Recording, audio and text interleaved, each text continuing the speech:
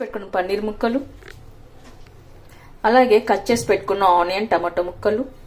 ఇప్పుడు బటర్ వేసుకోవాలి, అలాగే కొద్దిగా ఆయిల్ కూడా వేసుకోవాలి. ఇప్పుడు ఆనియన్ ముక్కలు వేసి వేయించుకోవాలి.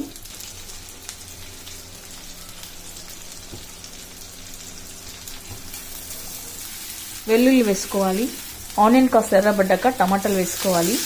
జీడిపప్పు, ఆనియన్ టమాటో మిశ్రమాన్ని ఒక మిక్సీ జార్లోకి వేసుకోవాలి. ఆ తర్వాత మిక్సీ పట్టి గ్రేవీ చేసుకోవాలి. ఇప్పుడు అదే కడాయిలో మరి కాస్త బటర్ వేసుకోవాలి. కొద్దిగా ఆయిల్ వేసుకోవాలి. కొద్దిగా పసుపు, సాల్ట్, కారం, ధనియా పౌడర్ ఇవన్నీ వేసాక ఒకసారి బాగా కలుపుకొని పెట్టుకోవాలి. ఆ తర్వాత మనం గ్రైండ్ చేసి పెట్టుకున్న మిశ్రమాన్ని వేసుకోవాలి.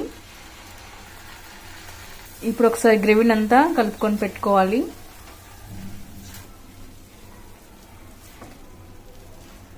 కొద్దిగా వాటర్ వేసుకుందాము.